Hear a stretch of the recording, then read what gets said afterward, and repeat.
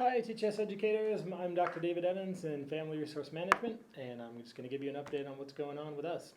Let me throw this up here for you to see a little bit better. We have Where Does Your Money Go is one of our signature programs and is actually under signature program review, and you have your members of the team there. We're also developing a mobile application with some folks from Ag Admin, and just a reminder to sign up on Qualtrics when you're doing your IRB protocol requests. And then we've got an update on Captain Cash and Smart Choice. Let me just move these up here a little easier for you to see there. Captain Cash, just a reminder from Captain Cash, we've already put up a lot of updates, so it's ready to go for you. Just a reminder to sign up on Qualtrics with the IRB protocol request. And then the next slide, I'll just skip over even though I've got it there. Smart Choice. The research protocol is complete, so University of Maryland is done with their research and is sending us their data, hopefully very soon. And we're at the point now where we're trying to decide what our next steps will be. There are a couple of options. There's a new program that we've been told about at least called Smart Use, so helping people to use the insurance that they have now, which would be helpful for kind of the majority of the year or all of the year. Because Smart Choice is sort of specific to the fall kind of program, Smart Use kind of fits in where Smart Choice doesn't. And then there's also kind of a one hour program for Smart Choice that a lot of us have been up to, probably half a dozen of us were on that training.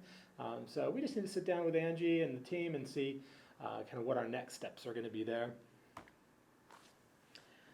We have some updates on our publications. We have quite a few publications here. When a Spouse Dies is a checklist, not really as much of a publication as you kind of know it to be. It is literally kind of a checklist with places where people can just look to see if they've forgotten something, and especially when that's such an emotional time. And we're just trying to give them a little bit of consumer protection there almost as they go through a very emotional time in their lives.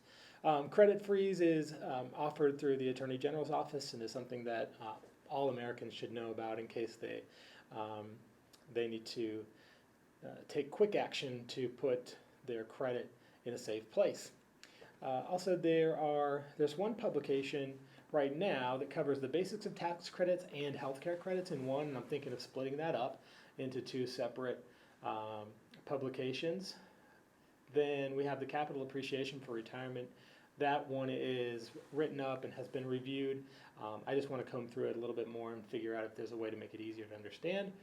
Then there's how to choose a financial advisor, and that one has already been completed as first draft and needs to go through review as well. And then a nice list of personal finance certifications, which is something kind of in-house. It's sort of a publication that we'll put on the T drive for our FRM educators and for anybody else who's interested in becoming personal finance certified. We have an area update for the partners that we work with. So we always work with 4-H. I think this is our third or fourth year with them doing their 4-H summer workshops. This year it's June 8th to the 10th, 2016. And we'll kind of be doing our same old routine. A little bit of geocaching around campus, taking a bus around to Lafayette to some of the to the mall to do some comparison shopping. We also go to a mortgage lender and a real estate broker to help kids kind of understand what it takes to get ready to buy a house, and that's always very educational for them to see how much their credit score means to their bottom line. Then we have I just wanted to give you an update on the North Central Region Experiment Station. It's called 2172. It changes like every 3 years or something like that. And our focus right now is on retirement and housing. And what that is just a group of specialists and faculty members in Extension who have some hatch funds is what they call it. So it's just enough money for people to travel once a year. And we also kind of have some small grants that some of our members get each year from their respective departments, and we collect data and do some analysis and kind of pump out some results and then do some presentations across the country. I just got back from New Orleans, and I was part of a workshop on whether borrowing for college is still worth it, and there's a lot of other kind of journal publications that are coming out of that and presentations as well. I have about 5 more minutes. Dr. Boucher and Dr. Acharya and Dr. Alexander in the department, this is a lot of support. I'm really grateful for it. Are all interested in doing some research around our programming. So Dr. Boucher has shown some interest in the Captain Cash program. He and another colleague were trying to figure out a way to incorporate math and personal finance in the classroom, and so he's interested in looking at that and evaluating it and maybe seeing if it's a tool that he can use for his research.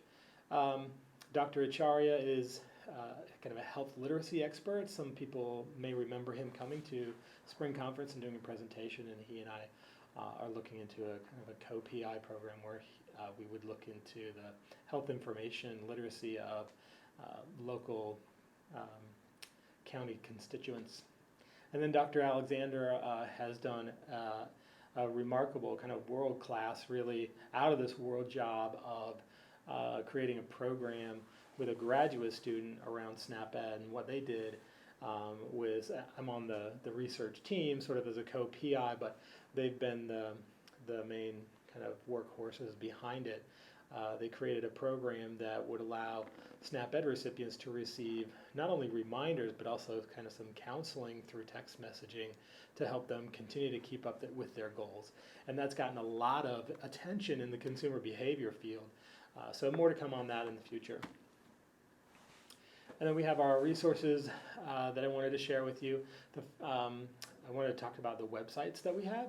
Just a reminder that we have a great website called Planning for a Secure Retirement if you're not aware of it.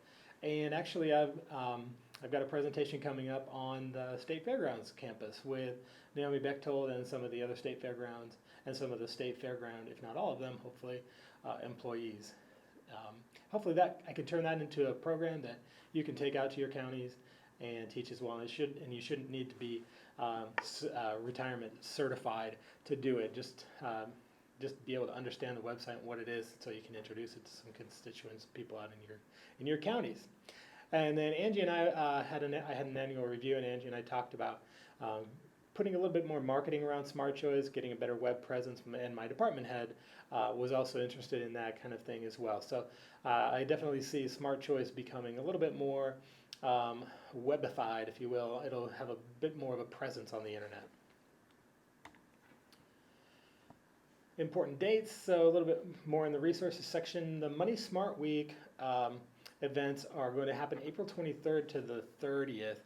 I believe the deadline to sign up for these has been pushed out to March 16th, and I know that we're already on the 14th, but just for some of you who have already been kind of on some of the phone calls and things like that, you still have a couple more days to get registered for that event, for those events. And finally, with a couple of minutes left, I wanted to say Happy Pi Day to everyone. Today is March 14th, which makes it 3.14/2016. I hope you guys have a great week, and I'll see you at Update in April. Thanks.